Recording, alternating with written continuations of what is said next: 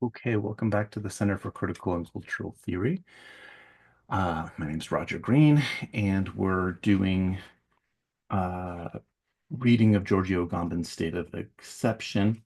We are on to chapter 4 in this particular contextualized reading. This is for our course on Introduction to Critical Theory. And what we've seen in previous readings throughout the course are some of the same figures showing up, but particularly this issue going back to Carl Schmitt and Lenin, Vladimir Lenin, and then the Frankfurt schools move to the United States after 1933 until the end of World War II in the 1950s when the Institute for Social Research moves back to uh, Frankfurt, Germany. And in the meantime, there's this impression that's been left, on discourse in the United States. And these major thinkers like Hannah Arendt have come to the United States, Horkheimer, Adorno, Marcuse, all the familiar faces of critical theory. And uh, it is within that mm, group of people that eventually Walter Benjamin's work um, becomes available. Arendt's in the 1960s is one of the early folks to draw attention to Benjamin. Um, and here, of course, in the 1950s, back in Germany, as I mentioned, Carl Schmitt returns to it himself to discourse with Benjamin. And that's kind of been in the background of Agamben's book here. And this is where he draws our attention in chapter 4. And he wants to trace this discussion to some letters that some correspondence between Benjamin and Schmidt, and then to Schmidt's book that I mentioned in the last lecture, Hamlet or Hecuba. Um, Agamben says this dossier was further enlarged with the publication in 1988 of the letters Schmidt wrote to Hans-Jörg Weisel in 1973, in which Schmidt states that his 1938 book on Thomas Hobbes had been conceived as a response to Benjamin, and that has remained unnoticed.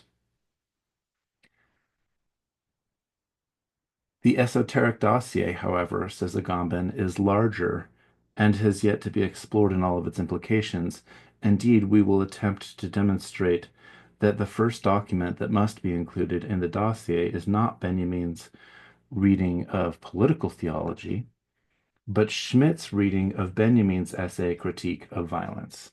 Okay, so this is a kind of new addition that Agamben is giving us on top of that previous essay from Jacques Derrida that we looked at called Force of Law. And that was, of course, a reading of Derrida's reading of Benjamin's Critique of Violence.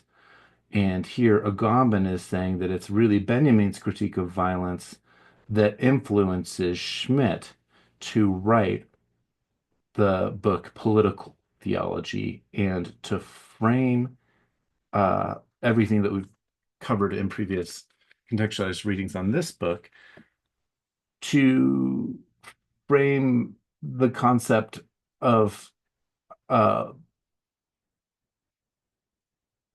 sovereignty, both in the decision versus the norm, right? So he says, a careful examination of the footnotes and bibliographies of his writings shows that from 1915 on, Schmidt was a regular reader of the journal that Benjamin has originally published his Critique of Violence essay in. Uh, he cites, among others, Schmidt cites, among others, the issues immediately preceding and following the one with Benjamin's essay in it. So this is Agamben trying to make the case that Schmidt has read the essay as an avid reader of and contributor to the archive. Schmidt could not easily have missed a text like Critique of Violence, which, as will see, touched upon issues that were essential for him.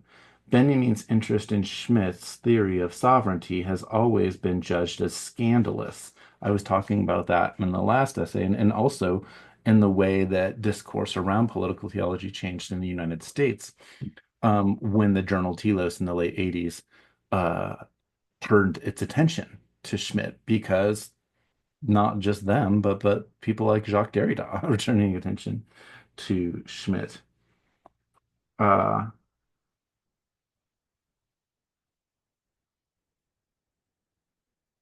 I should note too that Foucault, in a late talk, it admitted to having read Heidegger deeply, but he never cites Heidegger. So there's that, of course, the kind of tension in Europe, the taboo, if you will, which I think I don't like that term, but um, uh, against, giving credit to former Nazis, right? Especially unapologetic ones like Heidegger. But yet the discursive interactions with their thinking is still going on. And so the same for Schmidt.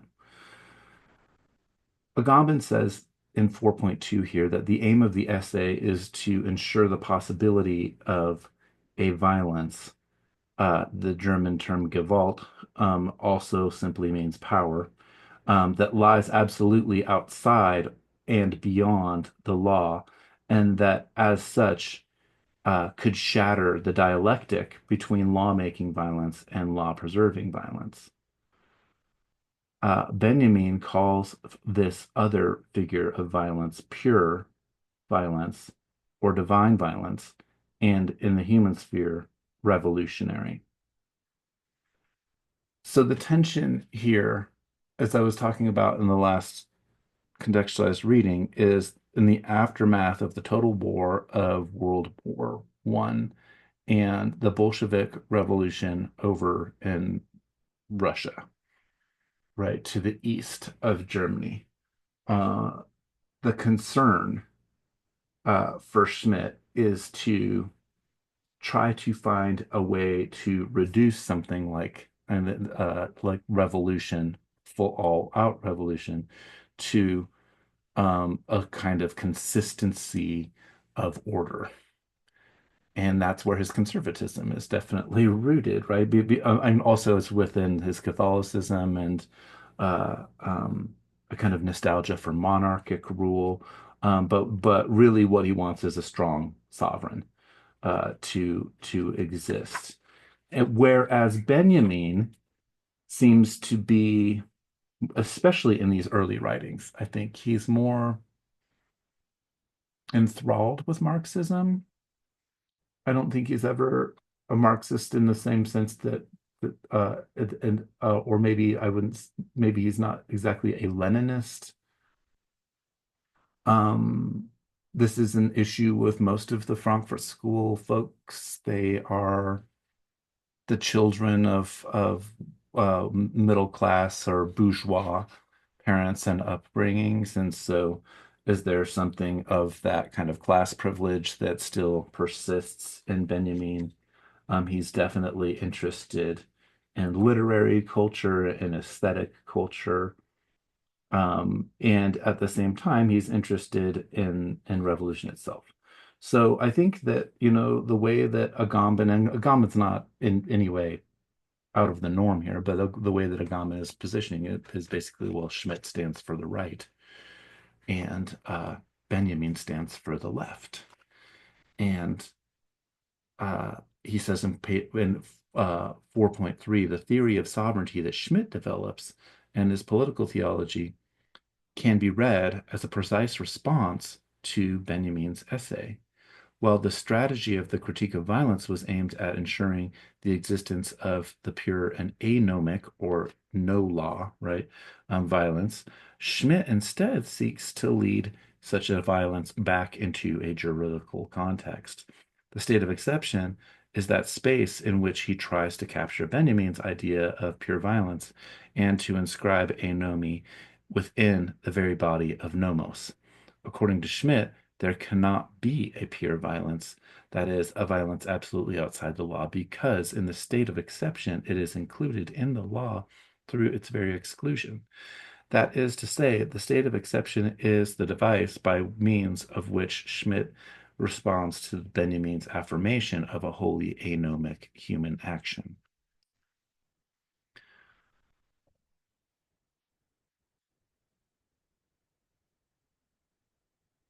The relation between these two texts, says Agamben, however, is even closer because we've seen how in political theology, Schmidt abandons the distinction between a constituent and constituted power, in which, uh, in the 1923 book, had grounded sovereign dictatorship and replaces it with a concept of decision. The substitution acquires its strategic sense only once it is seen as the countermove in response to Benjamin's critique. That might be a bit of an overassertion on Agamben's part there, but we'll go with it. He's making an argument. This is part of backing up his thesis. Let me read it again. The substitution acquires its strategic sense only once it is seen as a countermove in response to Benjamin's critique. For the distinction between the law-making violence and law-preserving violence, which was Benjamin's target, corresponds to the letter to Schmidt's opposition, and it is in order to neutralize this new figure of pure violence removed from the dialectic between constituent and constituted power that Schmidt develops his theory of sovereignty. The sovereign violence in political theology responds to the pure violence of Benjamin's essay with the figure of a power that neither makes nor preserves law, but suspends it. Okay, skipping over to section 4.4 here, then. So this is when we reread Benjamin, says Agamben, we see that Benjamin has written this essay that is shaping Schmidt's thought, even though we don't have that direct kind of statement from Schmidt, but we do have in Benjamin's Origins of German Tragic Drama, which was his he wrote for his habilitation, and he eventually it's rejected as a doctoral thesis. He and probably with anti-Semitism, but it's also a really difficult text. But I think part of the rejection is that his examiners can't quite understand what Benjamin is saying. I mean, it's full of brilliance as well. But it is in that text, as Agamben is telling us here, that we see Benjamin in a footnote definitely just says, like, my whole concept here is dedicated to Carl Schmitt. And so it's one of those scandalous moments that Agamben was talking about. In 4.4, he says, if these premises are accepted, then the entire exoteric debate on between Benjamin and Schmidt appears in a new light. That's the contribution that Agamben is bringing in this book. Benjamin's description of the Baroque sovereign in the Trauerspielbuch can be read as a response to Schmidt's theory of sovereignty. Sam Weber, who has a scholar who has essays about this, and it's cited in here, but they're really helpful. Sam Weber's essay has acutely observed how Benjamin's description of the sovereign diverges ever so slightly, but significantly from its ostensible theoretical source, Schmidt. And the Baroque concept of sovereignty, Benjamin writes, develops from a discussion of the state of exception and makes it the most important function of the sovereign to exclude this.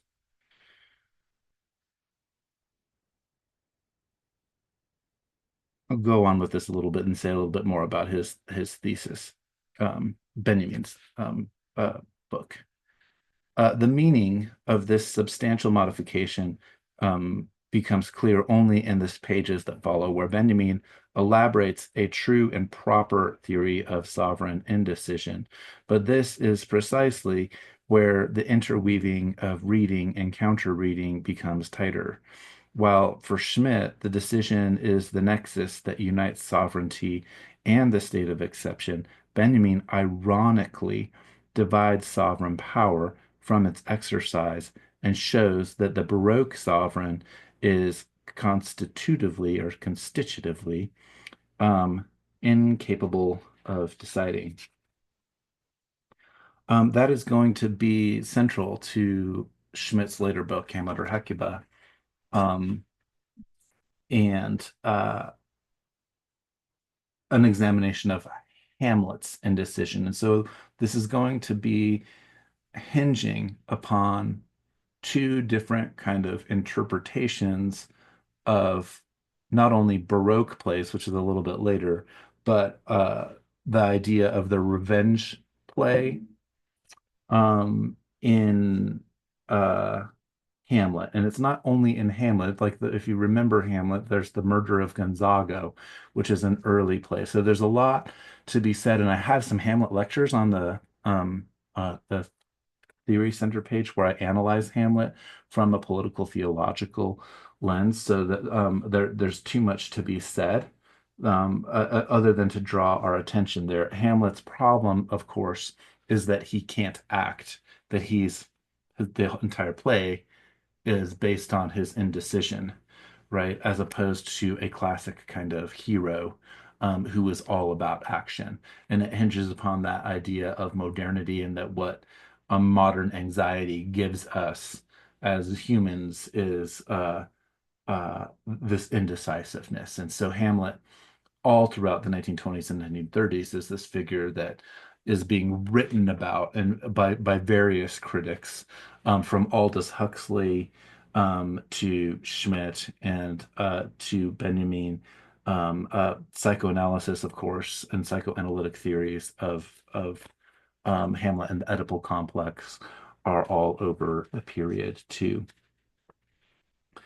Uh, what Agamben is saying is that for Benjamin, what he develops in the Trauerspiel text, or in the origins of German tragic drama, is that um, the Baroque mourning plays, that Trauerspiel in German, Baroque mourning plays have this shift away from sovereignty that we would maybe expect as a kind of evidencing of a shifting away from church-based culture, that kind of middle period between strong sovereigns and the formation of nation states, all of that sort of stuff. And that what happens is there's a kind of shift away from transcendence to complete immanence, an immanence of that's this worldly, that's very materialistic, where plays just become kind of like bloodbaths.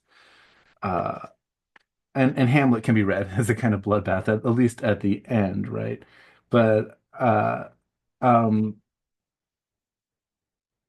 Schmidt is going to read Hamlet with a kind of nostalgia for strong sovereignty, and Benjamin is going to read Hamlet as kind of innovative in a step towards the Baroque mourning play. Um,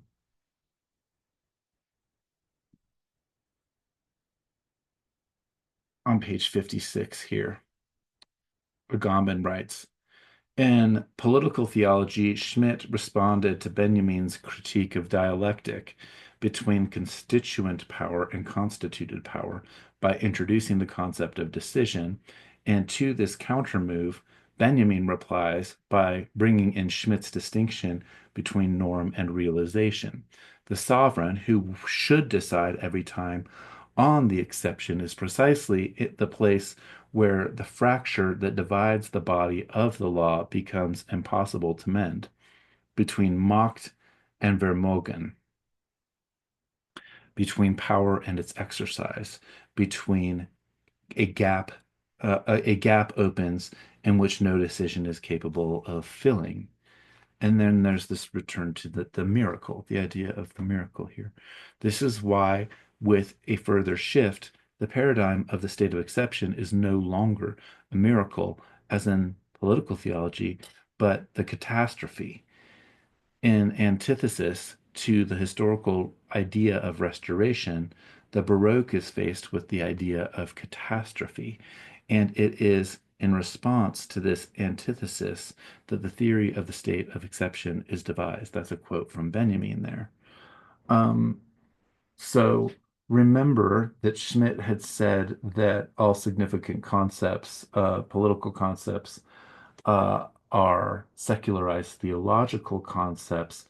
And in that same paragraph back in political theology, he also says the exception in law is analogous to the miracle in theology. It's the rupture of time by Judeo-Christians, God's intervention into human society. And what modernity kind of gives us, and Spinoza is the one to think about this, and the um, not the ethics, but his book on political theology. But Spinoza tells us that we are completely in historical time, and maybe there was a time when there was a God sort of intervening, but that's not the way that God works. And so textuality works only in time, and there's a kind of material basis to the way that we should read the Bible and interpret the Bible, and the way that interpretations of the Bible get related to power and law at the time. And of course, Spinoza is enraging all sorts of Christians. I mean, he's enraging Jewish people too, because he gets excommunicated from his community. But the tension then becomes between the kind of completely imminent or even materialistic world that we might associate with Spinoza and his monism, and then the Christians philosophers who want to hang on to some sense of the divine as the grounding place for law itself. And then there'll be kind of differing opinions. So there's Hobbes is in there in the mix, but then, the kind of liberalism that shows up with John Locke is going to be a response to some of the thinking that Spinoza is doing um, over in the Netherlands, as opposed to England. So back to Benjamin's this yeah, I mean, this is Agamben sort of walking through Benjamin's argument in the origins of German tragic drama. And he says in the next paragraph down here on page 56, uh, the Baroque knows an eschaton, an end of time, but as Benjamin immediately makes clear, this eschaton is empty. It knows neither redemption nor a hereafter and remains imminent to this world. The hereafter, this is the quote, the hereafter is emptied of everything that contains the slightest breath of this world, and from it the Baroque extracts a profusion of things that until then eluded all artistic formulation in order to see the ultimate heaven and enable it as a vacuum one day to destroy the earth with the catastrophic violence. So in Benjamin, again, catastrophe replaces the miracle.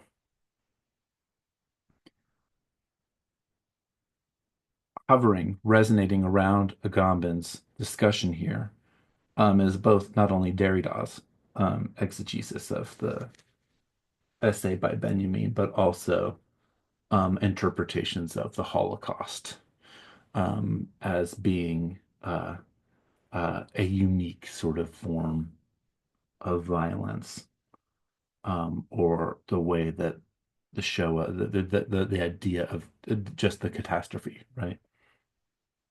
Um, which I think for many people it's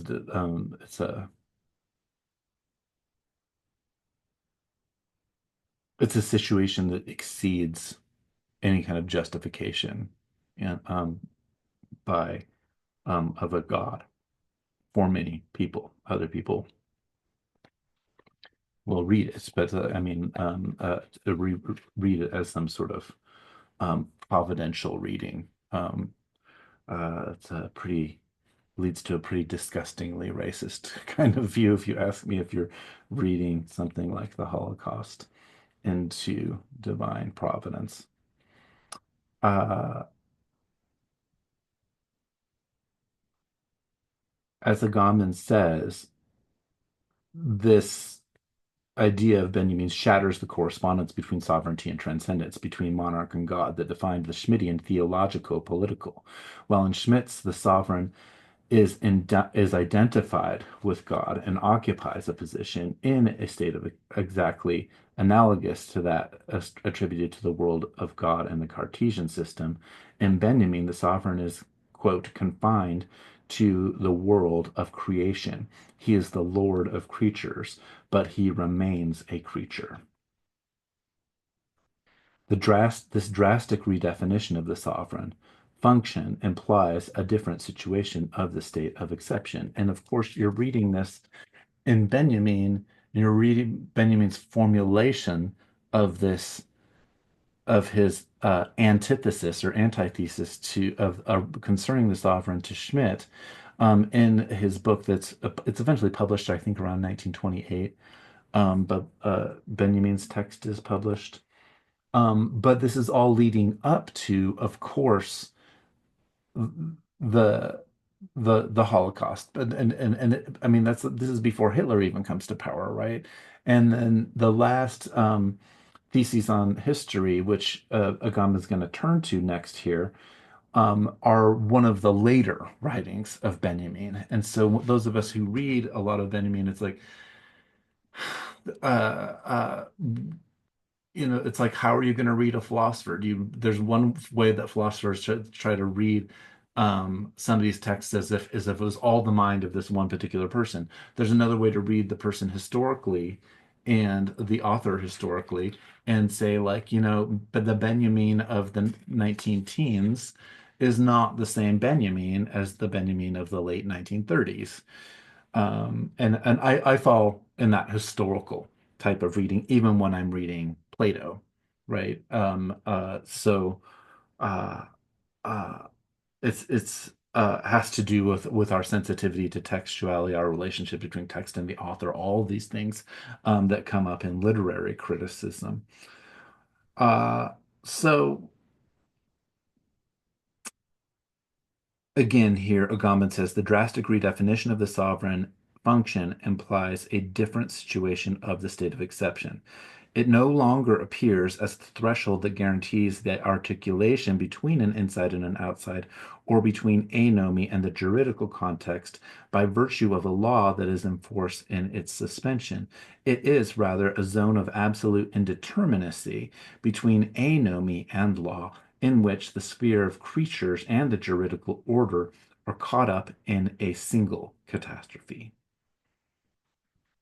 Now, remember back to that Benjaminian statement that we're increasingly living in a world that is a state of exception.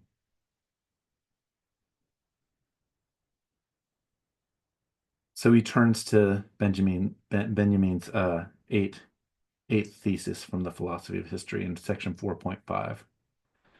The decisive document in the Benjamin Schmidt dossier is certainly the eighth thesis on the concept of history, composed by Benjamin a few months before his death. Here we read that, quote, the tradition of the oppressed teaches us that the state of exception in which we live is the rule.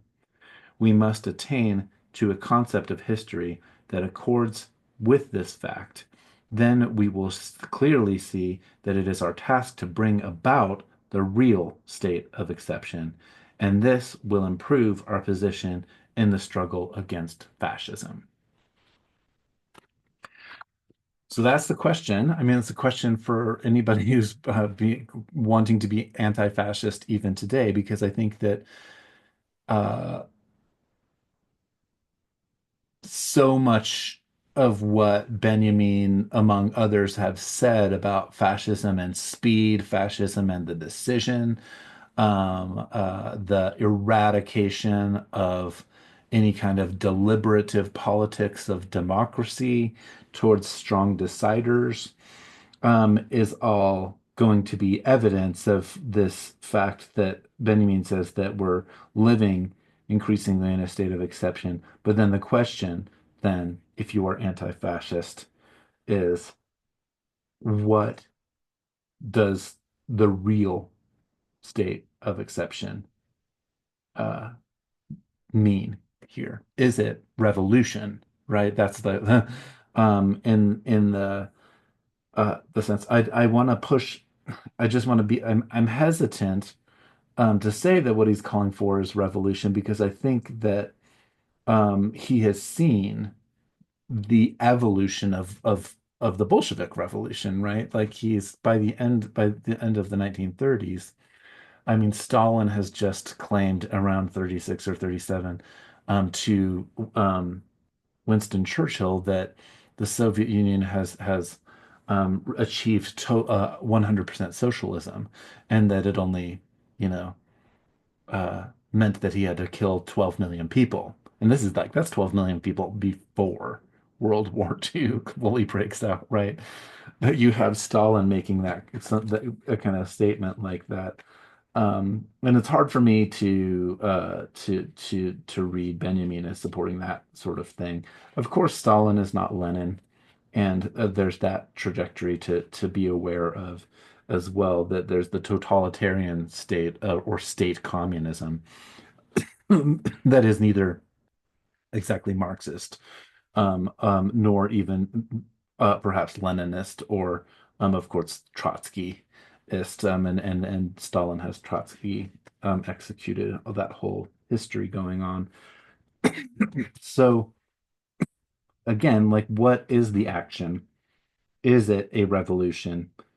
Um, that's an ongoing question, I think, to be thinking about here. Uh, that this he goes on, he says that the state of exception has become the rule is not the simple intensification of what in the Trauerspielbuch appeared as an undecidability. One must not forget that here both Benjamin and Schmidt had before them a state, a Nazi Reich, in which the state of exception proclaimed in 1933 had never been repealed from the jurists. I'm so like it's factually true what Benjamin is saying, at least with respect to Germany, that the state of exception has become the rule. He's not doing like prognostication there, although I think when we broaden it out to a larger social critique, and in different political contexts, like the danger of the totalitarianism is definitely there. Agamben says, from the jurist's perspective, Germany found itself technically in a situation of sovereign dictatorship, which should have led to the definitive abolition of the Weimar Constitution and the establishment of a new constitution whose fundamental characteristics Schmidt strove to define in a series of articles between 1933 and 1936 at the height of his full-fledged Nazism. But what Schmidt could in no way accept was that the state of exception be wholly confused with the rule. In the dictatorship, in his book, The Dictatorship, he had already stated that arriving at a correct concept of dictatorship is impossible as long as every legal order is seen only as a latent and intermittent dictatorship. It needs to be fully embodied in the sovereign decision that decides that things are going to be different. Um, In this sense, the undecidability of the norm of the exception formulated in the eighth thesis puts Schmidt's theory in check. Sovereign decision is no longer capable of performing the task that political theology assigned it. The rule, which now coincides with it, lives by it, devours itself. Yet this confusion between the exception and the rule was precisely what the Third Reich had concretely brought about. Uh, and the obstinacy with which Hitler pursued the organization of his dual state without promulgation of a new constitution is proof of it. I think that's just really sound reading that Agamben gives right there. Um, he goes and he says it's from this perspective that Benjamin's distinction in the eighth thesis between the real state of exception and the state of exception to court or all completely should be read. The distinction, as we've seen, already present in Schmidt's discussions of dictatorship. Schmidt borrowed the term from Theodore Reinach's book, De l'état de siege, the state of siege, right? Which is, of course, the French concept that goes back to the French Revolution, right? It's covered earlier. And he says, referring to the state of siege to Napoleon's decree of December 24th, 1811, which opposed a, a state of siege effectif or military to a state of siege fictif or political. Schmidt, in his tenacious critique of the legal state, gives the name fictitious to a state of exceptions that would be regulated by law with the aim of guaranteeing some degree of individual rights and liberties. Consequently, he forcefully denounces the Weimar jurists' inability to distinguish between the mere factual action and the president of the Reich under Article 48 and the procedure regulated by law. Benjamin once again reformulates this opposition in order to turn it back against Schmidt. Now that any possibility of a fictitious state of exception in which exception and normal conditions are temporarily and locally distinct has collapsed, the state of exception in which we live is real and absolutely cannot be distinguished from the rule. Every fiction of a nexus between violence and law disappears here. There's nothing but a zone of anomy in which a violence without any juridical form acts. The attempt of state power to annex anomy through the state of exception is unmasked by Benjamin for what it is, a fictio juris, a juridical fiction par excellence, which claims to maintain the law in its very suspension as force of law, with law being crossed out here in the text. What now takes its place are civil war and revolutionary violence. That is a human action that has shed every relation to law. So that's a common reading that's what Benjamin is calling for, is a kind of revolutionary violence. I'm not sure that I personally want to read him exactly that way, but that's definitely, a valid kind of interpretation of what Benjamin is saying. And the reason, it's a bit bigger than this discussion or this contextualized reading, but just like to point to like more recent nuanced interpreters of Benjamin. I'm thinking of someone like Michael Taussig, the anthropologist, who engages not just in his book on Walter Benjamin's grave, but in the myth of is it the myth of this the magic of the state is one of a great text by him, and he's partly dealing with indigenous context. Although my indigenous uh, colleagues definitely have their critiques of Taussig as well, but I think that Taussig's writings on South America and the South American context and the way that he engages with Benjamin there gives us a lot more to think about in terms of this. And I'm not criticizing Agamben for not including Taussig or something in there. But I am saying that that's why I might be reading Benjamin a little bit differently than Agamben is. Um, the stakes in the debate between Benjamin and Schmidt on the state of exception can now be defined more clearly. The dispute takes a place of in a zone of anomy that on the one hand must be maintained in relation to the law at all costs. On the other hand, it must be a just as implacably released and freed from this relation. That is to say, at issue in the anomic zone is the relation between violence and law. In the last analysis, the status of violence as a cipher for human action itself. And that's why I was mentioning in the earlier contextualized reading that there's something like Aristotelian or Aristotelian about Agamben here, and I think it's because he's drawing us back to that concept of the political, and within the concept of the political, not Schmidt's concept of the political, but the question of politics as action, right? And that, and thinking of Aristotle in the sense of his three forms of rhetoric, right? That we have forensic rhetoric, which is about the past, epideictic rhetoric, which is about the present. That has that word dialectic, which is I covered in an earlier lecture, where it's like a king knighting somebody, and the verbal performance of the act actually does the act as it accompanies it, or the breaking of a bottle on a ship. That's epideictic rhetoric, and then deliberative rhetoric, which is about the future, is where politics is situated in Aristotle, and it has to do with action, right? Um, in the world. And I don't know, I mean, because Agamben isn't doing a lot of direct referencing to Aristotle here. So it's an interesting sort of question. But as I've said earlier, I think that he's more Aristotelian than he is Platonic in his interpretation of this stuff.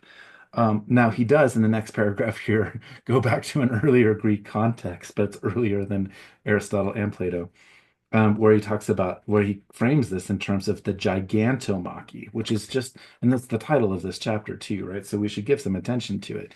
He says, for reasons that we must try to clarify, this struggle for anomic seems to be as decisive for Western politics as the gigantomachia, or the battle of giants concerning being, that defines Western metaphysics. Here, pure violence as the extreme political object, as the thing of politics, is the counterpart to pure being, to pure existence, as an ultimate metaphysical stakes. The strategy of the exception, which must ensure the relation between anomic violence and the law, is the counterpart to the ontotheological strategy aimed at capturing pure being in the meshes of the logos. Ooh, that's like a pretty densely packed paragraph there. So for thinking about the Gigantomachy in ancient times, it's a race of giants that are formed from Gaia's blood, Gaia being earth, Uranos, sky, in the mythology, is having sex with Earth, and all of these beings are unable to get out because Uranus refuses to get up off of Gaia. So his children castrate him and creates it's the founding kind of like a split between the cosmos and the Earth, and then the blood from the dismembered penis of Uranus, it creates a race of giants who later on revolt against the gods. And then the gods, with the help of mortals, people like Hercules, then defeat the giants. And so it's what I think what Agamben is referencing here by like the whole Western metaphysics kind of thing, is he's referencing that it is the coming into the order of being through a relationship between humans and gods, through a primordial kind of political theology, if you want to put it that way. And definitely it's something, one of those moments I just want to point out where it's like that is a Western thing. It is definitely exacerbated when the Western thing becomes the Euro-Christian thing. But whether it's Western or Euro-Christian, that context does not work for indigenous context, particularly American Indian context, for thinking about that. But when we take this kind of like world mythology kind of approach, where it's like, oh, well, they're just saying this in a different form because look at the flood stories that happen here and happen everywhere else. I want to push back against that, and I would point to more work, as I keep alluding to, indigenous critical theorists who would push back against that kind of thing. That isn't to say that the broad concepts of order and disorder and the way that the conceptions of metaphysics or the conceptions of reality um, are unimportant, whether it's in the Greek tradition or whatever. But what is important is to me is difference, rather than the same. And so this shift back, this gesture back towards mythology in Agamben here is going to then push him back to the idea of language, law, and writing again. Right? I mean, that was coming up in the last contextualized reading with Saussure and Long versus Parole. And so he says, that is to say, everything happens as if both law and logos needed an anomic or alogical zone of suspension in order to ground the reference to the world of life. Law seems able to subsist only by capturing anomy, just as language can subsist only by grasping the non-linguistic. In both cases, the conflict seems to concern an empty space, on the one hand, anomy, juridical vacuum, and on the other hand, pure being, devoid of any determination of real or real predicate. For law, this empty space is the state of exception as the constitutive dimension. The relation between norm and reality involves the suspension of the norm, just as the ontology, in ontology, the relation between language and the world involves a suspension or denotation of the form of long. Again, in the next paragraph down, he's going to say, um, pure violence here um, is not an originary figure of human action that at a certain point is captured and inscribed within the juridical order, just as there is not, for speaking of man, a pre-linguistic reality that at a certain point falls into language. It is rather only the stake in the conflict of over the state of exception, what results from it, and in this way only is supposed prior to the law. That's one of those Aristotelian moments in the text, right? Where Aristotle's conception of human is the rational speaking animal, um, uh, uh, capable of reasoning, capable of thinking towards the future, capable of that deliberation that is, at the core of politics, right? Of deliberative, future-oriented sort of rhetoric. It's kind of temporal based way of being. Um,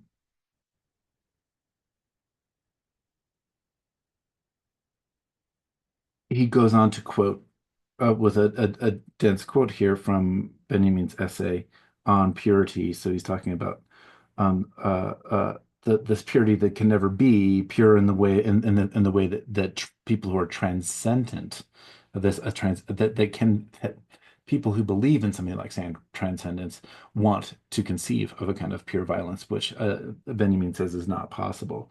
In other words, the purity of every finite being is not dependent on itself. For nature, human language is the condition of its purity that stands outside of it. So it is something about coming into the symbolic form of language that creates the idea of purity, but in the world outside of language, there is no pure or impure kind of thing. And that is going to erupt as the Western tradition or Judeo Christian tradition, Judeo-Christian Islamic tradition, is this emphasis on a strong kind of theology. And again, I want to situate it as that because I don't think that all people in the world have that kind of metaphysics, but it gets talked about in such a grand scale that it seems that that's all that's out there.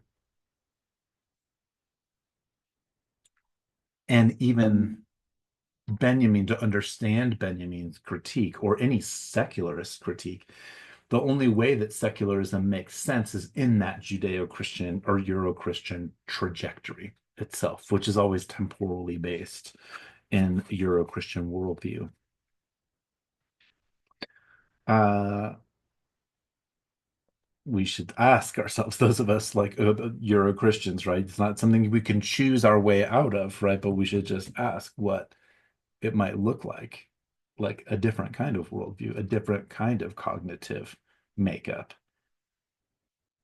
a different type of intergenerational uh, inheritance in our embodiment and in our language. Takes us into the the worldview discussion, and outside of Agamben here, but it's related. Um, he's going on to say here that uh, the purity at issue in the 1921 essay is not a substantial characteristic for belonging to violent action itself. That is to say, the difference between pure violence and mythico-juridical violence does not lie in the violence itself, but in its relationship to something external. Benjamin firmly stakes this external condition is at the beginning of the essay. The task of a critique of violence can be summarized as the expounding of its relation to law and justice. Even the criterion of purity of violence will therefore lie in its relation to law, and the topic of justice in the essay is, in fact, discussed only in relation to the ends of law.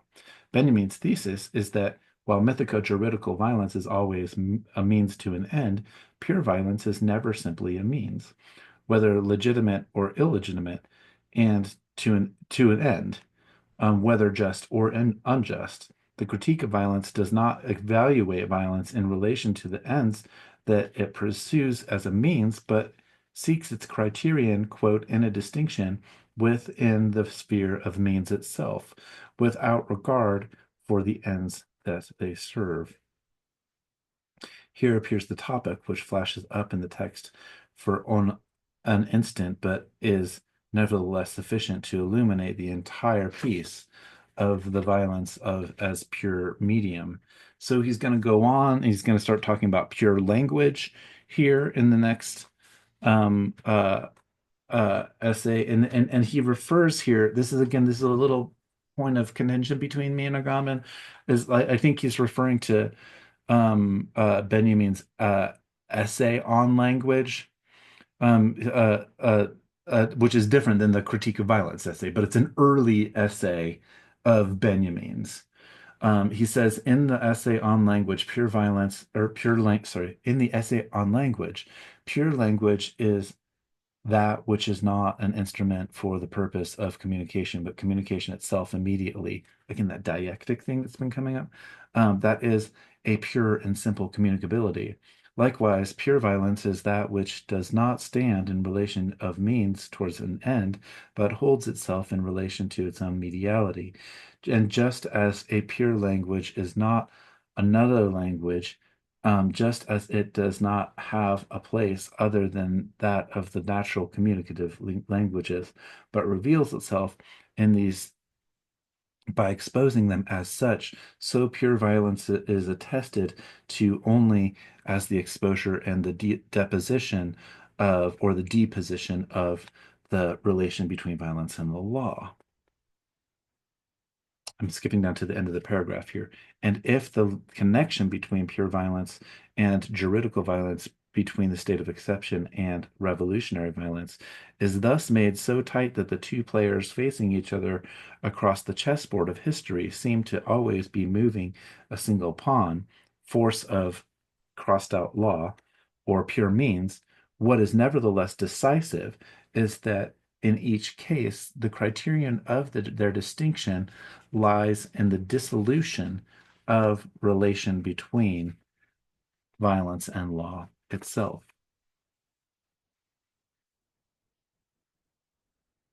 I don't disagree with the end of the paragraph, but um, I just want to say again, like if you're reading Benjamin in terms of a developing as a thinker over time, his early essay on language is really coming out of his discourse with Gershom Scholem, which I mean, Agamben has read and he references in the next paragraph here.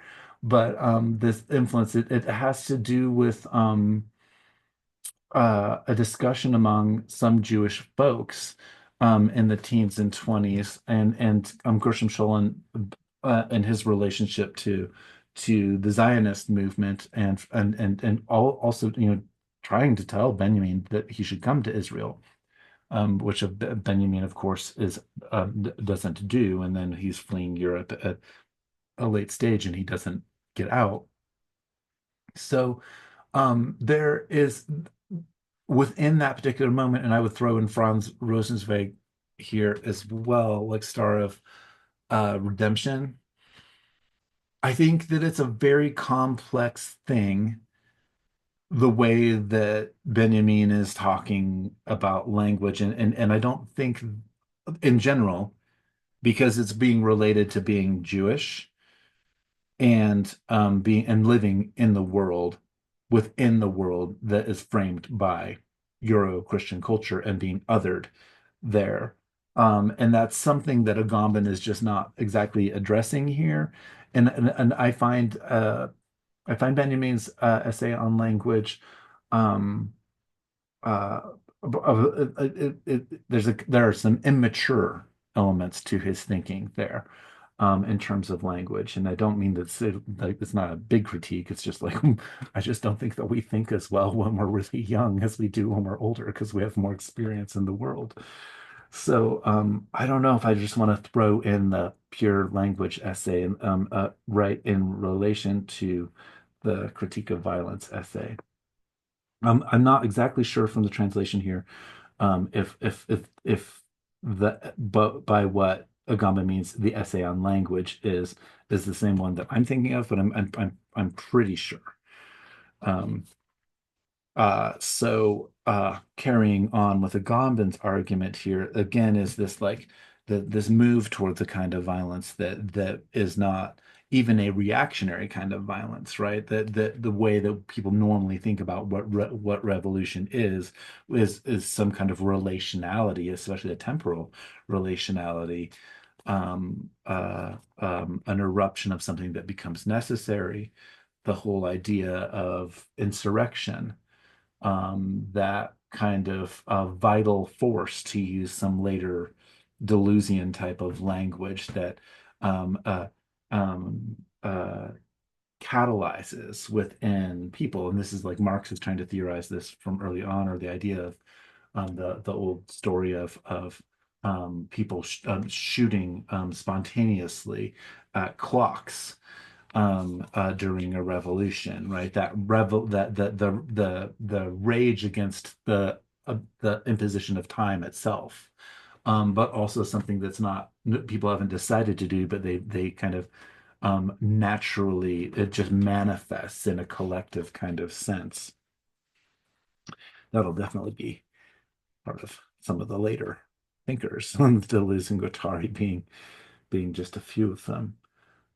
He turns again to literary criticism. He turns to Agamben here, to the scripture and to Torah and to Kafka, another Jewish writer.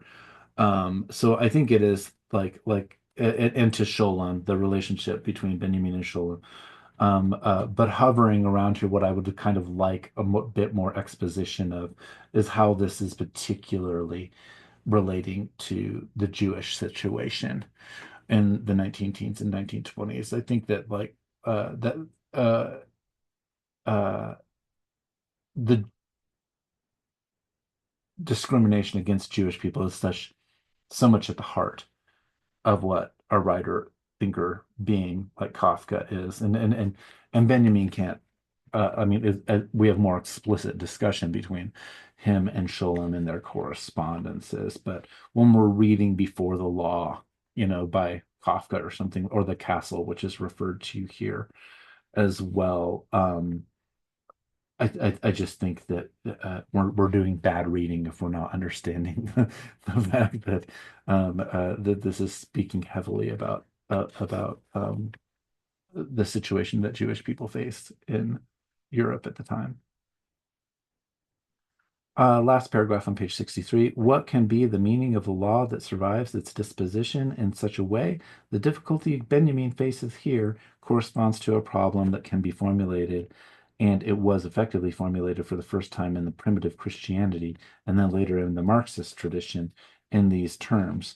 What becomes of the law after its messianic fulfillment? And then he ends the essay by kind of this referring back to Derrida and play, this notion of play, which like it's serious play, right? It's not, but he in the last paragraph says one day humanity will play with the law just as children do with disused objects, not in order to restore them to their canonical use, but to free them from it for good. What is found after the law is not a more proper or original use value that precedes the law, but a new use that's born only after it. And use, which has been contaminated by law, must also be freed from its own value. The liberation of is the task of study or play, and the studious play is passage that allows us to arrive at the justice that one of Benjamin's posthumous fragments defines as a state of the world in which the world appears as a good that absolutely cannot be appropriated or made juridical. I don't know, there's something kind of hopeful about that, the ending there. It's kind of future oriented as well, in a way that I'm not sure, not because I love law or anything like that, or wouldn't like that to be the case, but it does seem a little bit utopic there at the end. Um, in the last couple of chapters, we're going to return to ancient Rome here. And so I'm going to go ahead and keep pushing here through chapter 5 and 6 and um, wrapping up the Intro to Critical Theory lectures here. Feel free to pause and return. It's interesting after that kind of utopic like look towards the future and the claim that it can't be a return to the past, that we do then get in chapter 5 a return to the past, and but it's a sophisticated return. And remember earlier in the text, he had criticized Agamben, rather had criticized Schmidt for downplaying the idea of Eustidium, which he had a chapter on. And he wants to return to a more sophisticated analysis of Eustidium in Rome here, and he's going to be citing this guy H.S. Versnell in this book published in 1980 here. In my margin notes, I have a reference to another later thinker who writes in the early 80s as well, Maurice Blanchot, in his book Writing of the Disaster, which I feel like is really coming up in my own thinking about this, and as I think parallel to Agamben in this particular situation. But Agamben is he's kind of jumping to a lot of different stuff interested in his references here. So there's Versnell, and then he jumps over to American sociologists like or not only American, but Berger and Luckman, and Peter Berger, right? Uh, and he says, um, here not only, so this is on page 66, here not only is the Eustidium's evolution from a state of exception to public mourning explained by the resemblance between the manifestations of mourning and those of anomy, but the ultimate reason for this resemblance is then sought in the idea of the anomic terror, said to characterize human societies as a whole. Such a concept, which is as inadequate to account for the specificity of the phenomenon as Marburg theologies tremendum and numinosum were to orient a correct understanding of the divine refers to, in the last analysis, the darkest spheres of psychology. So what he's referring to is like this Otto Rank and thinkers, German thinkers of the 1920s, the idea of the numinous or the mysterium tremendums, which founds a whole bunch of 20th century kinds of versions, offshoots of systematic theology, but also depth psychology, a lot of information there. He cites Versnell here, who then in Versnell is citing Victor Turner, the anthropologist here, on liminality and elimination, liminal spaces, and also on the ideas of ancient theater and sacrifice that are coming all up in books like The Ritual Process by Victor Turner. So, and it's being referred to in an offhand way, Freud and Jung in this passage here as well. I think, I mean, Agamben is just perhaps just being economical by referring to Versnell's book, but there's just a whole explosion of like other theory that's going on there. Um, and then in Agamben's note, he refers to Durkheim on suicide. Um, uh, I have in my notes on the side here that we might want to compare Durkheim on suicide in the way that Agamben's contextualizing it with Benjamin on melancholia from that Origins of German Tragic Drama as well. Uh, in 5.2, Agamben says equally inadequate to the conclusions of the study published by Seston uh, a few years ago. The author here seems to be aware of the possible political significance of the Eustydium as a public mourning, insofar as he stages and dramatizes the funeral of the sovereign as the state of exception. Um,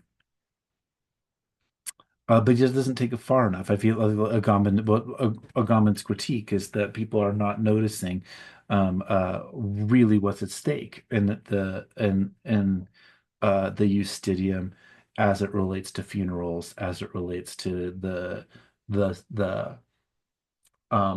auctoritas, who we'll talk, or the auctor, the actor, the dictator, you could say, and the ability to declare a state of mourning. And so this is of course part of Agamben's much larger project of the power and the glory, right? Like the aesthetics of glory, the how, only raising a flag half-mast, right, to show public mourning. Who gets to declare when that is what's happening? It's a function of state, it's a function of law, it's a function of sovereignty. He says at the bottom of page 67, it is Augusto Fraschetti's achievement to have underscored in his monograph on Augustus the political significance of public mourning, showing that the link between the two aspects of Eustidium lies not in a presumed character of mourning in extreme situations or anomy, but for the tumult that the sovereign's funeral can cause. Remember earlier, there's a discussion in the book about tumult.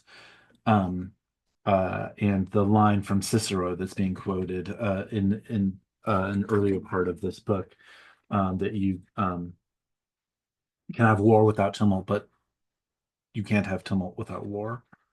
And he is specifically referring to the tumult of the Roman population versus wars that are outside of the polis or outside of the city, outside of the metropole, right?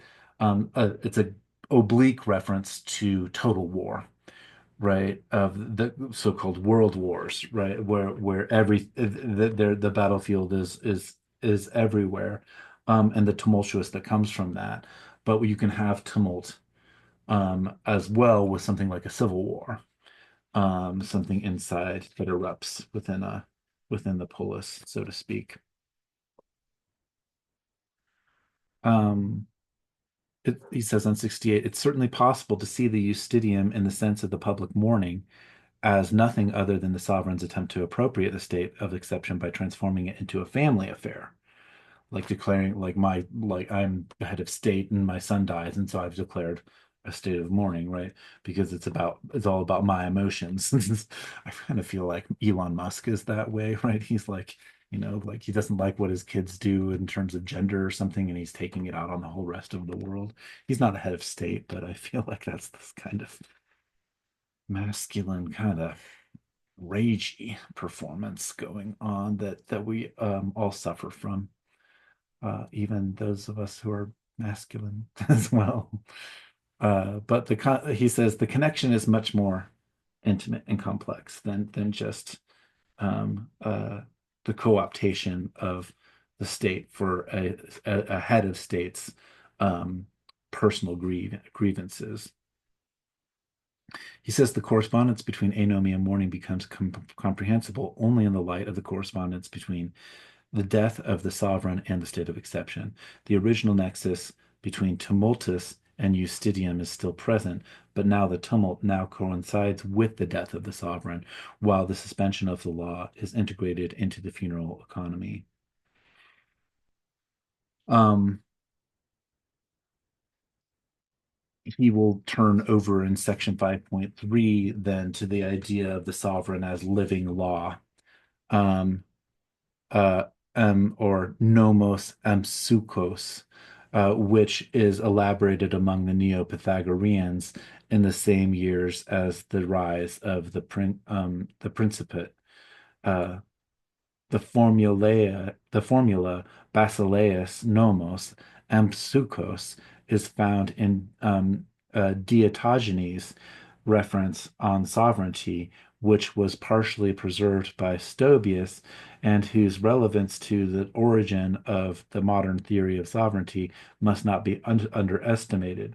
The usual philological myopia has prevented the modern editor, Agamben really likes to point out when editors have done a bad job of this treatise, from seeing the obvious logical connection between the formula and the anomic character of the sovereign, even though this connection is unequivocally stated in the text. The passage in question, corrupted in part, yet nevertheless perfectly consistent, is divided into 3 points. The king is the most just, and the most just is the most legal. Two, the without justice no one can be king, but justice of the negative before um, uh, dikaiosune is totally unjustified philologically. The just is legitimate, and the king having, no, part three here, the just is legitimate, and the king having become the cause of the just is the living law. That the sovereign is the living law can only mean that he is bound to it, that he in him the life and the law coincides with a total anomy. I'm skipping down to a few lines. The identification between the sovereign and law represents, that is, the first attempt to assert anomy of the sovereign and, at the same time, his essential link to the juridical order.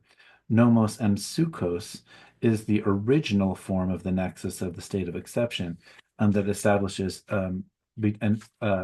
between an outside and an inside of the law. And in this sense, it constitutes the archetype of the modern theory of sovereignty. So it's interesting that I think that Agamben is doing this. He's saying, like, first of all, Schmidt like downplayed Eustidian, but like you can see these Schmittian types of things if you actually take it more seriously. But there's also a more richness to the concept, and yet it still influences modern theories of governance and the exception. And in that sense, he's taking Schmidt's uh, um, famous phrase, that the significant political concepts have a theological origin. He's definitely showing that here in the aesthetics of glory that are part of his bigger project with Homo Sacer, and the multiple books that Agamben is getting at here. Um, the transfer from the sovereign person then is going to show up in the externalization of law and writing is going to be a kind of spilling of the guts of the sovereign itself. For to think about Guy Strumse and his writing on textuality, late Judaic or late ancient, late Temple period, um, or just after the fall of the Second Temple, rabbinic Judaism and textuality, and how Christians emerge from that as well. And the Christians want to really focus on the Codex as a form for containing knowledge, as opposed to scrolls or things like that.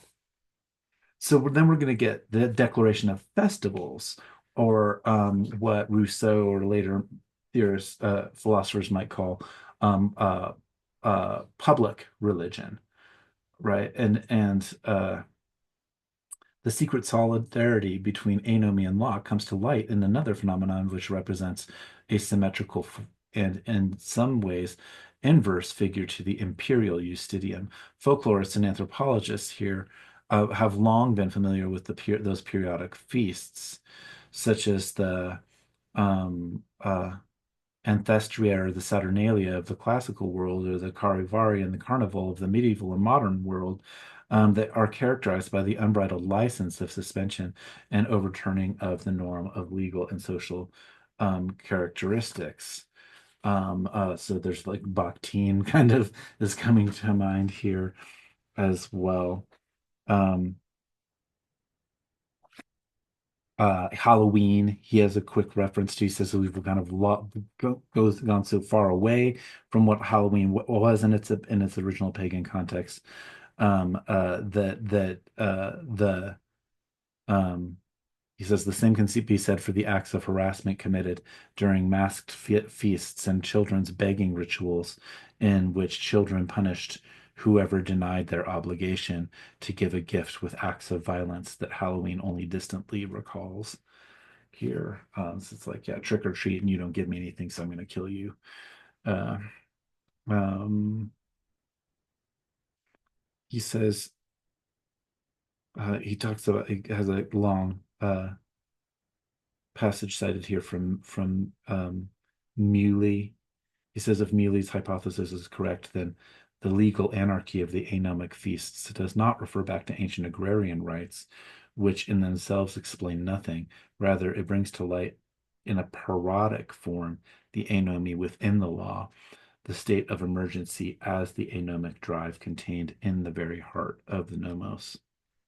In other words, he says down below, they point to the real state of exception as the threshold of indifference between anomy and law. And then in the last paragraph, he says the anomic feasts dramatize this irreducible ambiguity of juridical systems, and at the same time show that what is at stake in the dialectic between those two forces is the very relation between law and life. They celebrate the parodically and parodically replicate the anomy through which the law applies itself to chaos and to life only in the condition of making itself in the state of exception. Life is living chaos, and perhaps the moment has come to try to better understand the constitutive fiction that in binding the norm and the anomy, law and state of exception also ensures the relation between law and life. It's going to take us over into the last chapter here on auctoritas and potestas. He says, indeed, it's well known in ancient that in Rome, the term designating the Senate's most proper prerogative was neither imperium nor potestas, but auctoritas. Auctoritas patrum is the syntagma that defines the specific function of the Senate and in the Roman Constitution. And he takes Hannah Arendt to task in her essay, What is Authority? As well as Adorno and Finkel Brunswick in their now much maligned book, The Authoritarian Personality. Um, I don't even know if it's in print right now. I think you can get an electronic copy of it somewhere. It's really, really long, and they're wrong about they're about many characterizations, and so um, uh, it's like I think my younger brother who's doing a PhD was telling me about having to read it. And it's like one of those books that like you know if you're doing serious work on Adorno or something like that, you've got to read it. And then at the same time, it's like, oh, was it worth all of the effort because they've got so many things about it wrong.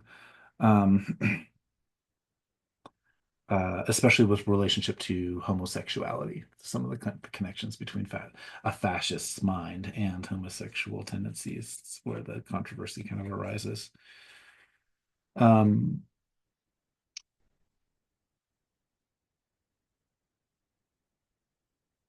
he says, indeed, in 1931, in a book bearing the significant title, The Guardian of the Constitution, Carl Schmitt tried to define the president of the Reich's neutral power in the state of exception by dialectically opposing auctoritas and potestas.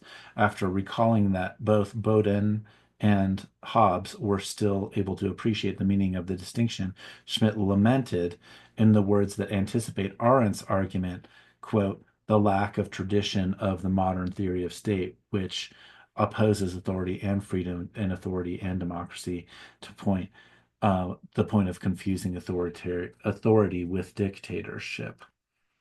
Already in the 1928 treatise on the constitutional law, though without defining the opposition, Schmidt evoked, quote, its great importance in the general theory of the state and referred back to the Roman law to describe it. In 1968, in a study of the idea of authority published by Anna Festgabe for Schmidt's 80th year, a Spanish scholar, Jesus Fueo, noted that there's a modern confusion between auctoritas and potestas, the two concepts that express the originary sense through which the Roman people conceived their communal life. Um, he goes on here, and I have some critiques of Agamben here because I feel like not that his descriptive analysis is wrong. I mean, his of course, like his attention to the classics and um uh but in his correction of Schmidt here, by referring to this very gendered, very masculinist, like patriarchal, like the roots of patriarchal kind of society here, he never has the slightest disclaimer about that yes, the Romans had a different and in some ways more sophisticated sense of what this all is than Schmidt is able to really give attention to if we do like a more thorough explanation of Rome and Greco-Roman tradition. But it's not to say, I mean, for me, like, well, where are we going with all of this? Is it just to point out that Schmidt's wrong? Is it, and that we could rehabilitate some sort of sense of what governance is, and ought to be by going back to the roots of Greco-Roman thought here? Because, like, to me, there's a lot of problems with Greco-Roman thoughts to begin with. Although he's correct about like in a descriptive sense, yes, he's completely correct. But uh, I'm not exactly sure what the entire sort of point is. There is it kind of I'm reading it almost as a kind of redemptive reading of ancient Rome and Greek thought. Um, Maybe that situates me with the moderns in the big fight, the Battle of the Books or something like that. Uh, um, he says in the sphere of private law, auctoritas is the property of the auctor, that is, the person sui juris, the pater familias, the head of the household, the father figure, right? And of course, I think that you can have in a legal sense that a woman can be a pater. I understand that like it's not always just about uh, that the terms don't necessarily flow directly in terms of our embodiment. But I do think that the gendered situation and the masculinist particular gendered situation is definitely there. And the problem, as any, feminists will tell you is not that exactly that is not the idea that it's like, just by like putting a woman in an office that's in a masculinist sort of position, that doesn't change the systemic power of sexism, right? And something that womanist critics of 1980s and 70s feminism had to point out, and in a racialized sense as well, right? And just none of the, like I maybe it's just me, it's just that there's no reference to the shortcomings of the gender situation here. I don't know. If I were writing the book, I would at least have some sort of reference there. So back to auctoritas, which I'm saying characterizing as not only paterfamilias but as masculinist. The term derives from the verb agio, the auctor is qui augit, the person who augments, who increases or perfects the act or the legal situation of someone else. And again, that language is a kind of masculinist. Um, in the section of his Indo-European language and society dedicated to law, Benaviste sought to show that originally the verb agio, which in the Indo-European area is significantly related to terms that express force, denotes not the increase in something which already exists, but the act of producing from one's own breast, a creative act. In truth, the two meanings are not contradictory at all in classical law. Indeed, the Greco-Roman world does not know creation ex nihilo or out of nothing. Rather, every act of creation involves something else, formless matter, and uh, or incomplete being that must be perfected in order to make grow. Every creation is always co-creation, just as every author is always a co-author. Again, like he hovers, and I mean, even in an ancient mythological or sense, right? Like every masculine deity has a female consort, and whether we're talking about the Rig Veda and the different mixed traditions that are being collided in Vedic philosophy. They give all of the different names and calendar names for different gods. There's always a female consort, right? Even for Yahweh, there's Asherah. There's like back in the early age, but to have creative balance is what I'm saying. And the indigenous people are influencing me to have the creative balance, to be creative, you have to have the masculine and the feminine. But that the feminine is not showing up anywhere in this text, or that point of balance is not showing up here in this text. And that's a problem I see within the Western um, philosophical and especially Euro-Christian interpretation or influence of this order of things, is that it is always fundamentally imbalanced when it comes to gender, and that is part of the primordial problem of Western civilization. Like I don't know, maybe over in Italy, like Silvia Federici and Agamben, like they I don't know if they know each other or not, but I really admire Silvia Federici's work, and um, could be useful next to Agamben here. Uh, on page 78, he says it's certain in any case that the auctoritas has nothing to do with the potestas or the imperium of the magistrates of the people. The senator is not a magistrate, and we nearly never find the verb ubere, or to order, which defines the decisions of the magistrates or the people used for his councils. And yet, with a strong analogy to the figure of the auctor in private law, the auctoritas patrum intervenes to ratify the decision of the popular comitia and make them fully valid. Again, gendered. Um, A single formula auctor fio designates both the action of the tutor and completes the act of the minor and the senatorial ratification of popular decisions. The analogy here does not necessarily mean that the people must be considered as minors under the tutelage of the patres. Rather, the essential point um, uh, is that in this case too, there is that duality of elements in the sphere of private law that defines the perfect legal action. Auctoritas and potestas are clearly distinct, and yet together they form a binary system. But it's a binary system that I feel like on both sides is it's like a double masculinist kind of way of things being, and I feel like that's a problem. It's not, of course, Agamben's project here to interrogate the embeddedness of masculinist thought within the tradition, but he is presenting a text that is ethically oriented to make us think about what, that real state of exception that Benjamin is calling for might be.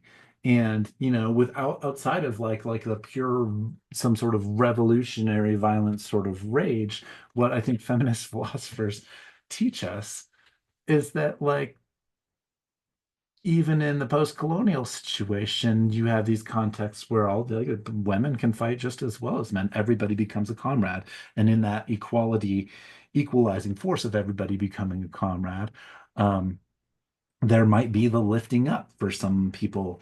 But when in the return to order, the feminist critique has been that like the same old violence against gendered violence returns.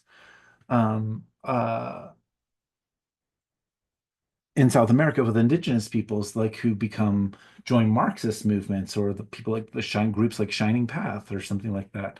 Um, uh, Initially, there's this like, okay, well, if I'm just a comrade now, I'm no longer Indios. I'm no longer lesser than everybody else. So it's like a step up on the social um, uh, uh, sort of regulatory or hierarchy in the social hierarchy. And at the same time, it comes with the genocide of one's people, this kind of universal kind of comrade stuff. And even within that, the racial situation doesn't go away, right? And so, of course, like the gender situation, the racial situation as well. Um, Page 79, under extreme conditions, that is to say, under the conditions that best define it, it is true that a legal institution's truest character is always defined by the exception and the extreme situation. Auctoritas seems to act as a force that suspends potestas where it took place and reactivates it where it was no longer in force.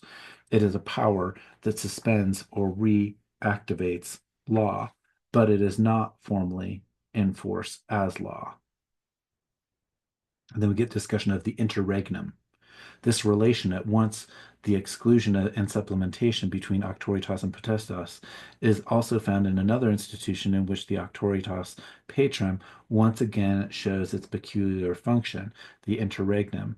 Even after the end of the monarchy, when, because of death, or whatever other reason, there remained no consul or the other magistrate in the city, um, except representatives of the plebs, the the patres actores, that is the group of senators who belong to the consular family, as opposed to the patres conscripti, the conscript fathers named in interrex, who ensured the continuity of power. The formula used was res publica and patres redit. The republic returns to the fathers. And that's there's just no it's unambiguously gendered in an unbalanced way um, here. And again, like I have no problem with Agamben just doing this descriptively, right? I think that absolutely right. This is just like the way that the Roman situation was. Where I have a question is like, is where are we going with this, right? It's one thing to correct Schmidt. It's another thing to um,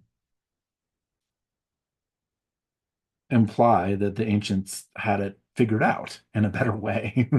um,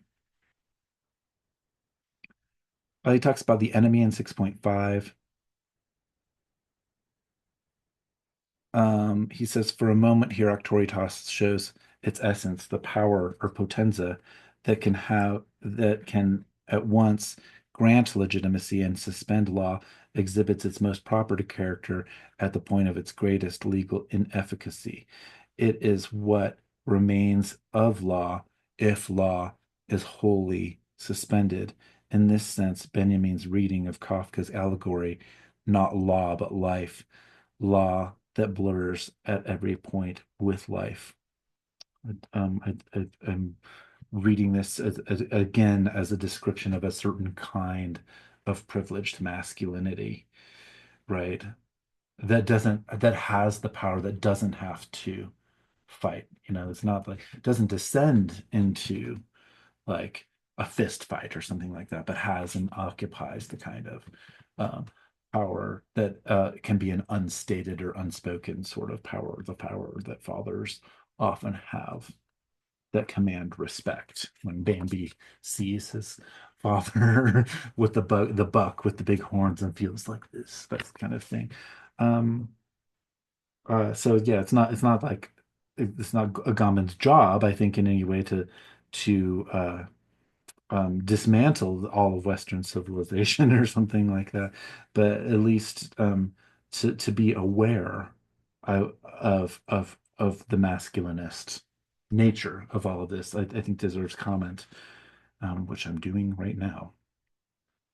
On page 81, last paragraph of 6.6, he says, as often happens, and moreover, as scholars did not fail to observe, the rediscovery of the concept, no fewer than 15 important monographs on Auctoritas appeared in the following 10 years, kept pace with the growing weight of the authoritarian principle that was assuming the political life of European societies. Auctoritas wrote the German scholar in 1937. That is the fundamental concept of public law in our modern authoritarian states can only be understood not only literally but also as regards to content, starting with the Roman law of the time of the Principate. Yet it is possible that this nexus between Roman law and our own political experience is precisely what still remains for us to investigate. And then we will carry over in 6.7, and that what's been hovering around this even before we get to his note is Agamben's note on Ernst Kantorowicz's famous book written in the 1950s, The King's Two Bodies, where he's looking at the transfer of power in that medieval concept and explicating it and seeing it and Shakespeare again and Richard II particularly. He's got a great chapter on that. Um, so what happens not just in public mourning, but really with the death of the sovereign? How do things keep going on through the transfer of power, which is something that we definitely um, struggle with today, right? There's a Greenblatt, Stephen Green. He's a great Shakespeare scholar. Is it on tyr? It's not on tyranny. It's something like that from that is looking at that with the transfer of power, in which Shakespeare is fascinated with, but in the wake of Donald Trump, and then we can think of in the wake of January 6th and things like that as well. Um, Again, in my margin notes here on page 6.8, I say it could be a gender critique, but it is not a gender critique. Agamben says it is significant that modern scholars have been so ready to uphold the claim that auctoritas inheres immediately in the living person of the pater or the princeps, what was clearly an ideology or a fictio intended to ground the preeminence, or in any case, the specific rank of auctoritas in relation to potestas, thus becomes a figure of law's eminence to life itself.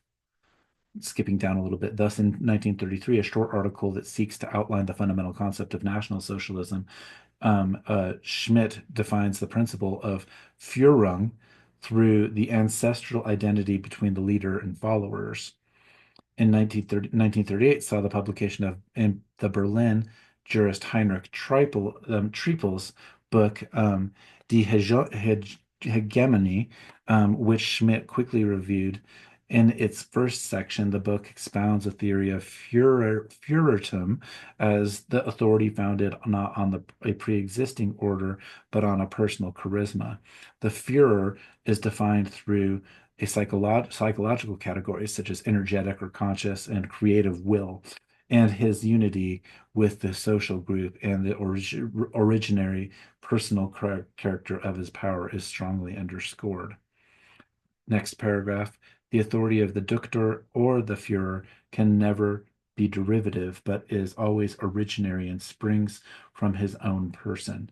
Furthermore, in its essence, it is not coercive, but is rather founded, as Triple had already shown, on consent and the free acknowledgement of a superiority of value.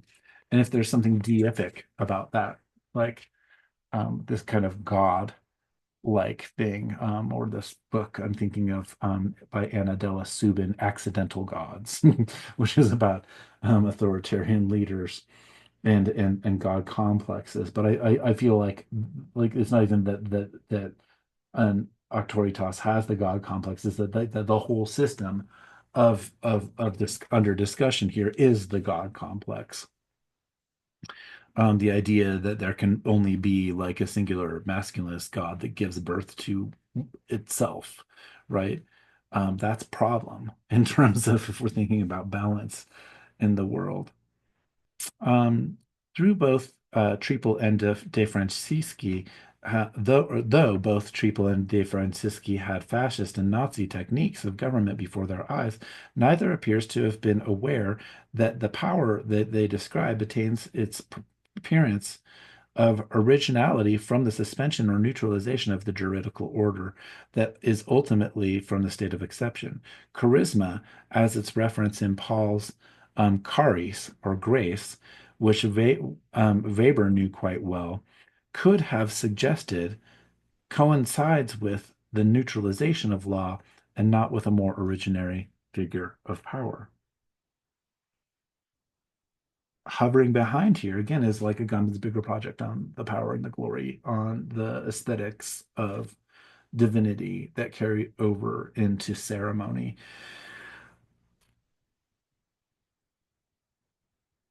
I'm not sure that Paul's grace is going to be enough. I don't.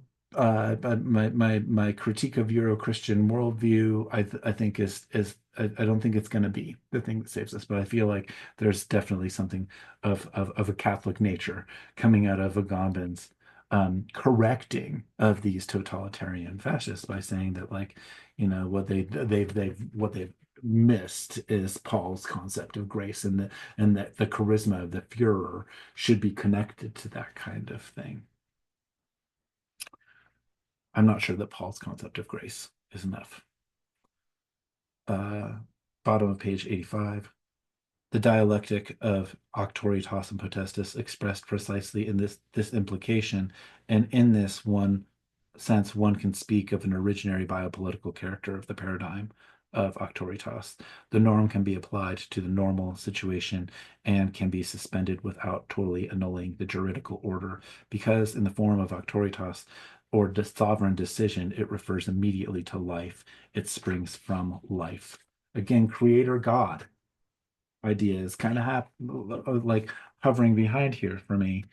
Um, on page 86, the normative element needs the anomic element in order to be applied, but on the other hand, auctoritas can assert itself only by the validation of suspension of potestas, because it results from the dialectic between the two somewhat antagonistic yet functionally connected elements. The ancient dwelling of law is fragile, and in straining to maintain its own order, is always already the process of ruin or decay. The state of exception is the device that must ultimately articulate and hold together two aspects of the juridico political machine by instituting a threshold of undecidability between anomy and nomos, between law, life, and law, between auctoritas and potestas.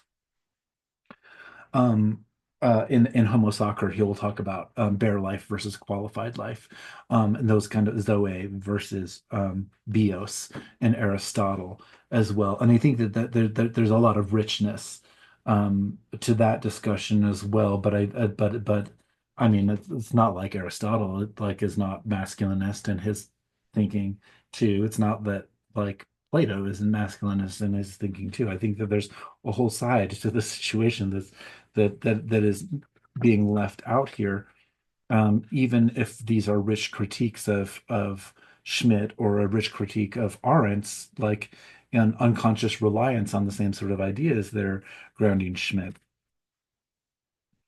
610, he says, this does not mean that the machine with the empty center is not effective. On the contrary, what we have sought to show is precisely that it has continued to function almost without interruption from World War I through fascism and National Socialism and up to our own time. Indeed, the state of exception has today reached its maximum of worldwide deployment. The normative aspect of law can thus be obliterated and contradicted with impunity by governmental violence that, while ignoring the international law externally and producing a permanent state of exception internally, nevertheless still claims to be applying the law. Of course, the task at hand is not to bring the state of exception back within the spatially and temporally defined boundaries in order then to reaffirm the primary of a norm and the rights that are themselves ultimately grounded in it. From the real state of exception in which we live, it is not possible to return to a state of law, for at issue now are the very concepts of state and law. I think he's right about all of that stuff as he's concluding here.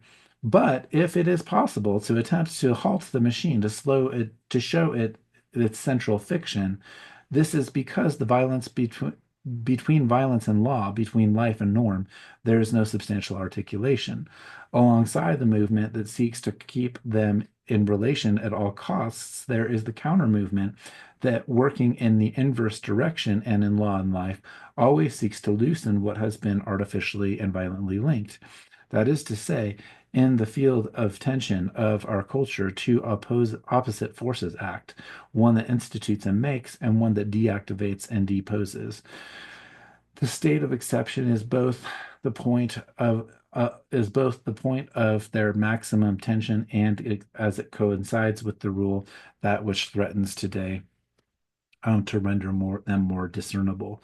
To live in the state of exception means to experience both these possibilities and yet by always separating the two forces ceaselessly to try to interrupt the workings of the machine that is leading the West towards global civil war. How do we disrupt it? How do we stop it? How do we throw a wrench in the system or something like that? There's something um, of an older type of leftism, I think, that is definitely showing up there. And what I would suggest, and it's a soft critique of, I mean, I think Agamben's book is really good and useful in so many ways here, but I do think that, I mean, we have now a rich tradition, and this would maybe be where I would suggest for those of you to go from my Intro to Critical Theory course, which it's not that we didn't do some gender theory, but to look into people like Angela Davis or to a thinker like Sylvia Federici came up earlier, or Saidiya Hartman. And I couldn't put them into this course because I was doing this kind of trajectory with Schmidt and Benjamin and Agamben and Derrida, so that we can approach some of the political problems that I feel like are very important right now. But it's at the end of all of this, I would suggest that people take a deeper dive both into critical theorists who are indigenous and also to critical theorists who are womanist and feminist because uh, um, the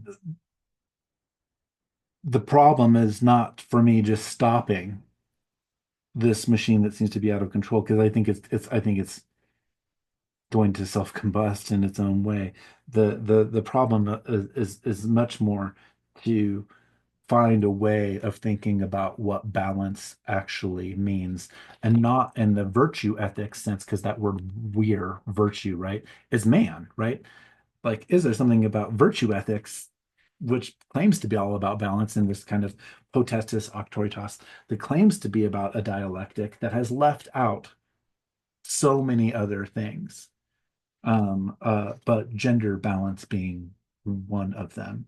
And that's not to be genderist in terms of a binary nature. I think that, of course, the attacks on transgender people that are happening right now is because they operate in that state of exception space in their embodiment and not in a sense of choice, like choosing one's gender or something like that.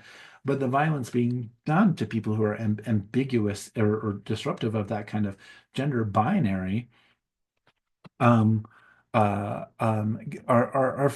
facing the full weight of masculinist violence within the Western tradition.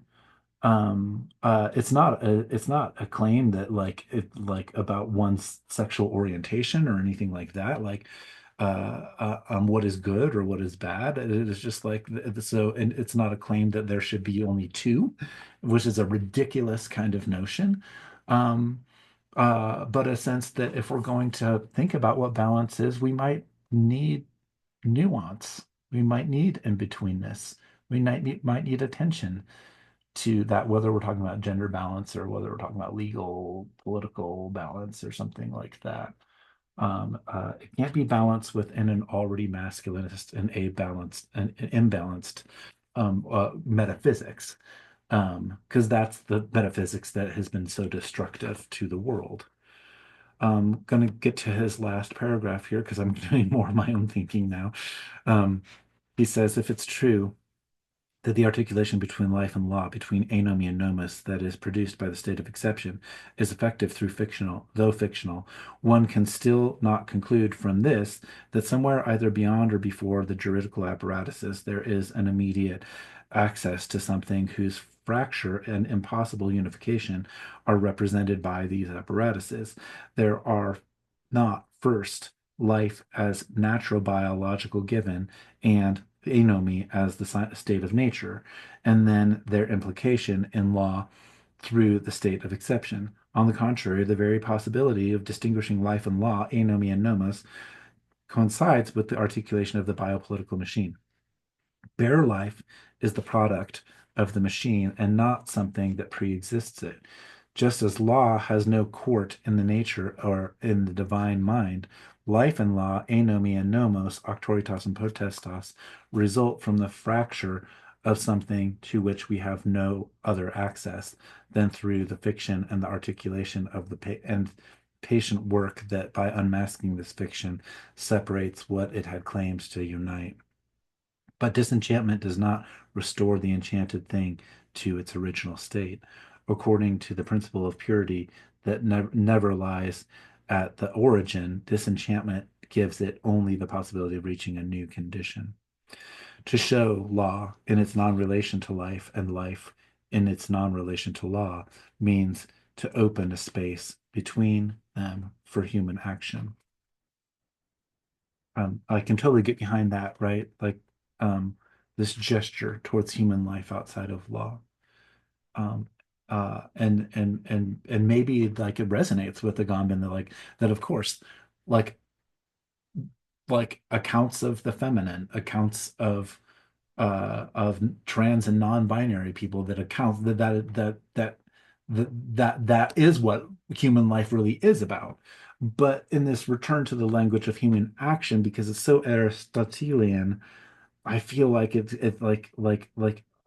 I I I I'm calling for more explicit attention, especially in 2025, to the inattention to gender imbalance that has um, uh, uh, let so much of the kind of destructive thinking that Agamben is drawing our attention to um, go off the rails, so to speak.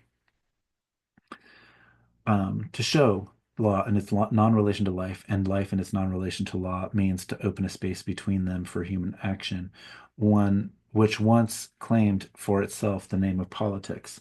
Politics has suffered a lasting eclipse because it has been contaminated by law, seeing itself at best as a constituent power, that is, violence that makes law. When it is not reduced to merely the power to negotiate with the law, the only truly political action, however, is that which severs the nexus between violence and law.